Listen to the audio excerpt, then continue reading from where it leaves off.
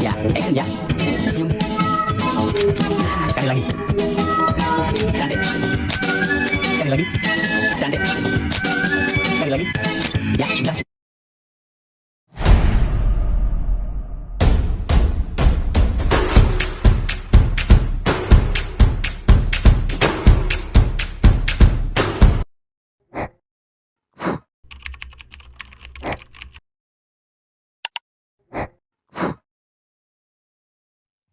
Halo guys, kami dari mahasiswa STAI Duta Bangsa Bekasi, program studi Hukum Ekonomi Syariah semester 5. Dan juga yang kami hormati dosen pengampu Ibu Oktavia Depa Lucia Dwi Anggraini, SHI ME SY.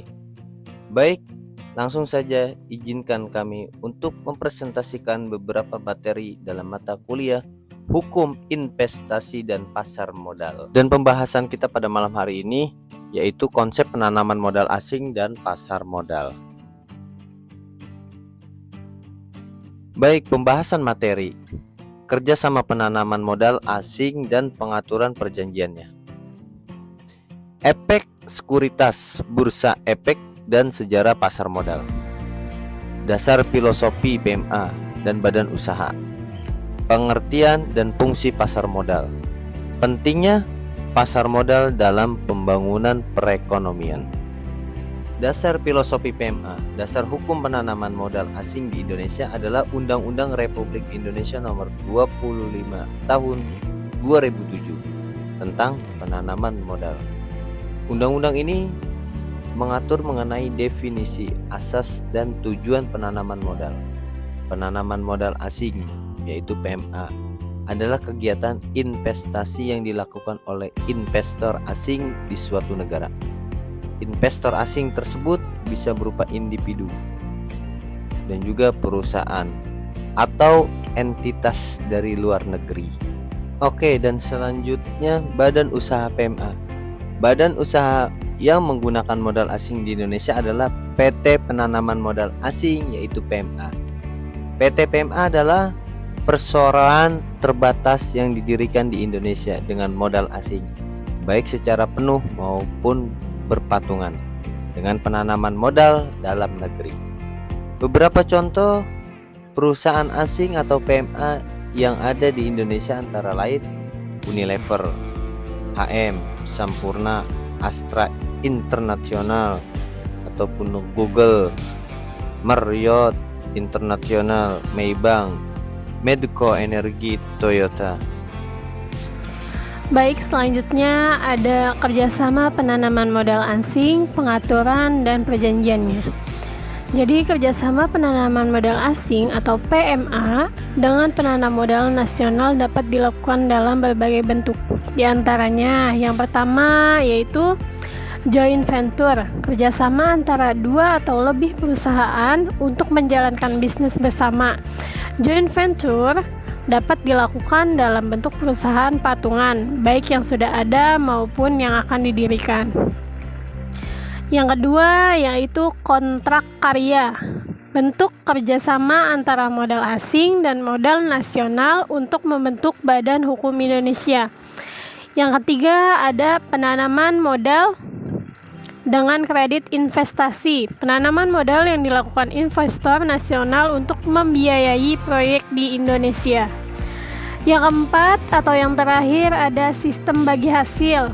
Investor asing memberikan kredit kepada pihak nasional dan pokok pinjaman dan bunganya dikembalikan dalam bentuk hasil produksi perusahaan. Kemudian kita masuk ke pengertian dan fungsi pasar modal. Apa sih yang dimaksud dengan pengertian dan fungsi pasar modal?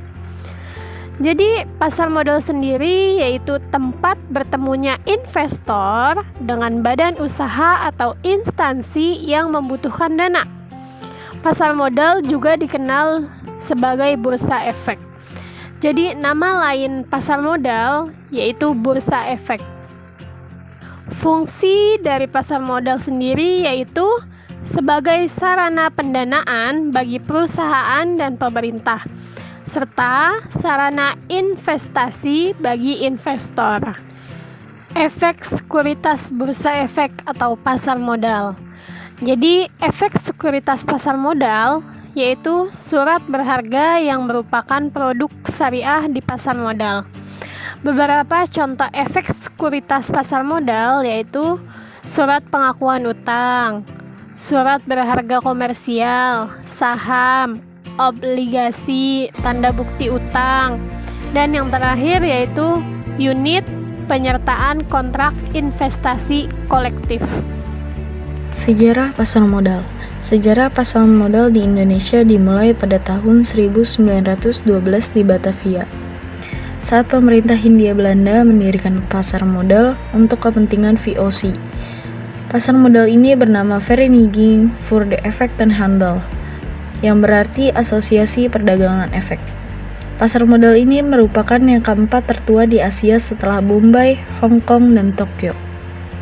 Selanjutnya ada pentingnya pasar modal dalam pembangunan perekonomian. Yang pertama, sumber pendanaan. Pasar modal menyediakan sumber pendanaan jangka panjang yang mudah, murah, dan cepat bagi perusahaan dan pembangunan nasional. Yang kedua, pendapatan negara. Pajak yang dikenakan dalam transaksi di pasar modal bisa masuk kas negara dan dicatat sebagai pemasukan. Yang ketiga, menghimpun dana masyarakat. Pasar modal menjadi sarana untuk menghimpun dana masyarakat yang disalurkan ke dalam kegiatan-kegiatan produktif. Yang keempat, sebagai alternatif pendanaan. Pasar modal merupakan alternatif pendanaan bagi perusahaan, sehingga perusahaan dapat beroperasi dengan skala yang lebih luas. Yang kelima, memberikan peluang berpartisipasi. Pasar modal memberikan peluang kepada masyarakat untuk turut berpartisipasi dalam kemajuan perekonomian negara. Dan yang terakhir, keenam, adalah memotong biaya intermediasi keuangan. Pasar modal dapat memotong biaya intermediasi keuangan dibandingkan bila perusahaan mengambil kredit dari perbankan.